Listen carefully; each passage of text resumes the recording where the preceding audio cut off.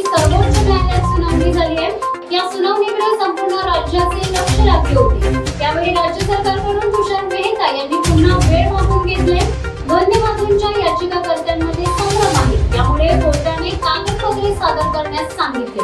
रायगड, मुंबई, पुण्यासह अनेक महानगरपालिका, नगरपालिका, जिल्हा परिषद, पंचायत समित्यांमध्ये 3 ते 4 वर्षांपासून निवडणुका झालेल्या नाहीयेत। लोकसभा पाठोपाठ राज्याच्या विधानसभेच्या निवडणुका झाल्या। त्यानंतर राज्यात स्थानिक स्वराज्य संस्थांच्या निवडणुका होण्याच्या हालचाली सुरू होतील अशी अपेक्षा होती, परंतु सर्वोच्च न्यायालयात मंगळवारी सुनावणी पुढे ढकलण्यात आली। उरण नगर परिषदेच्या जलतरण तलावामध्ये सराव करणाऱ्या स्वराज आज विक्रमादित्य म्हणून ओळखला जात आहे। बुधवार दिनांक 5 फेब्रुवारी रोजी पहाटे 4:39 मोरा प्रवासी जेटी येथून त्याने समुद्राच्या दिशेने प्रवास सुरू केलाय।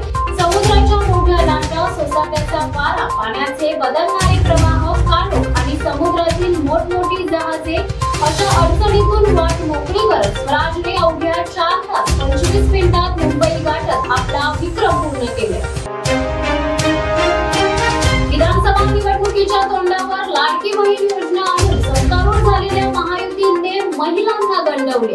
अटींवर बोट ठेवत या योजनेतून महिलांचा पत्ता कट केला जात असताना अर्थसंकल्पीय अधिवेशनानंतर 1,500 ऐवजी ही रक्कम 2100 करण्याचा शब्दही सरकारने फिरवले।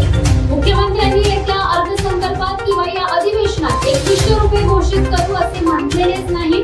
राज्याची कोणतीही योजना जाहीर करताना 5 वर्षांसाठी असते असे आज महिला व बालविकास मंत्री आदिती तटकरे सभागृहात म्हणाले।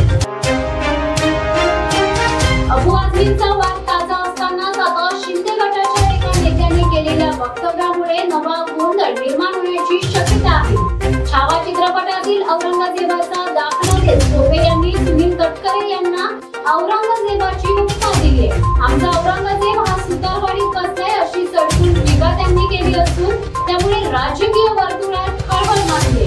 आता त्यांच्या या टीकेला सुनील तटकरे काय प्रत्युत्तर देतात याकडे सर्वांचे लक्ष लागले। शिवसेना शिंदे गटाचे नेते आमदार महेंद्र थोरवे यांनी नाव न घेता सुनील तटकरेंवर टीका केली आहे। त्यांना मुघल सम्राट क्रूरकर्मा औरंगजेबाची उपमा दिली, त्यामुळे मोठी खळबळ माजली। चुकीच्या पद्धतीने राजकारण कराल तर रायगड लोकसभा लढवण्याची आमची तयारी आहे असा थेट इशारा महेंद्र थोरवेंनी तटकरेंना दिलाय। धनंजय मुंडेंच्या जागी बीड जिल्ह्यातील आमदाराला मंत्रिपद मिळण्याची शक्यता वर्तवली जात आहे। प्रकाश सोळंके, विजयसिंग पंडित या आमदारांच्या नावाची चर्चा असल्याची माहिती सूत्रांकडून समोर येत आहे। त्यामुळे राज्याचे उपमुख्यमंत्री आणि राष्ट्रवादीचे प्रमुख अजित पवार हे मंत्रिपदासाठी बीड मध्ये चेहरा देणार का हे पाहणं आता महत्त्वाचं ठरणार आहे। अशातच मराठा आमदाराला मंत्रिपदी संधी मिळण्याची शक्यताही वर्तवली जाते।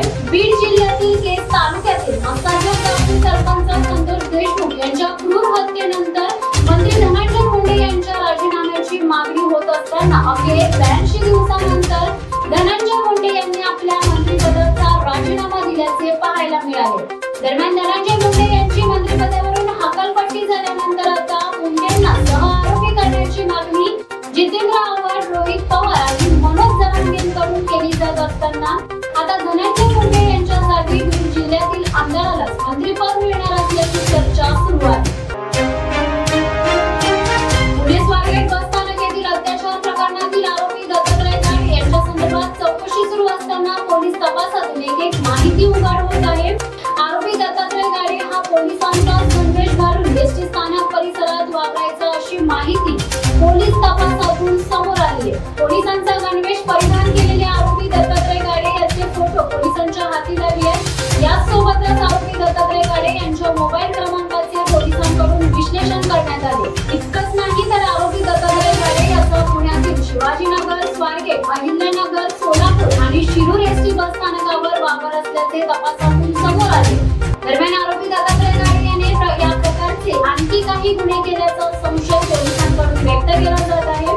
त्याच्या विरुद्ध तक्रार असल्यास पोलिसांशी संपर्क साधण्याचे आवाहन करण्यात आले। स्वारगेट बलात्कार प्रकरणाचा तपास गुन्हे शाखेकडे सोपवण्यात आले। पुण्यातील स्वारगेट प्रकरण ताजं असताना महाराष्ट्राची आर्थिक राजधानी असलेल्या मुंबईत एक धक्कादायक बातमी समोर आली आहे। मुंबईतील जोगेश्वरीत एका 12 वर्षीय शाळकरी मुलीवर सामूहिक लैंगिक अत्याचार केल्याचे उघडकीस आले। 5 नराधमांकडून एका 12 वर्षांच्या मुलीवर निर्घृणपणे अत्याचार करण्यात आले। मिळालेल्या सूत्रांच्या माहितीनुसार पीडित मुलगी तिच्या काकांसोबत राहते। 24 फेब्रुवारी रोजी ही मुलगी बेपत्ता झाली होती। त्यानंतर मुलीच्या काकांनी पोलिसात अपहरणाची तक्रार दाखल केली होती। त्यातच मुलीचे अपहरण करून तिच्यावर बलात्कार करण्यात आल्याची माहिती समोर आली आहे। कर्जत विधानसभा मतदारसंघात महेंद्र थोरवे यांच्या विजयात महत्त्वाची भूमिका बजावणारे शिवसेना शिंदे गटाचे जिल्हाप्रमुख संतोष भोईर यांनी आपल्या पदाचा तडकाफडकी राजीनामा दिलाय। त्यांच्या या निर्णयामुळे शिवसैनिकांमध्ये मोठी खळबळ उडाली आहे। संतोष भोईर यांनी नाराजीतून हा राजीनामा दिला असल्याचं सूत्रांकडून सांगण्यात येत आहे। शिवसेनेचे उत्तर रायगड जिल्हा संपर्क प्रमुख संजय मोरे यांच्याकडे आपला राजीनामा पाठवलाय। त्यांच्या राजीनाम्याचं नेमकं कारण गुलदस्त्यात असलं तरी शिवसेनेच्या गटात वेगवेगळ्या चर्चांना उधाण आहे। संतोष भोईर यांच्या या निर्णयाने कर्जत खालापूर मतदारसंघातील शिवसेना शिंदे गटामध्ये असंतोषाचे वातावरण निर्माण झाले।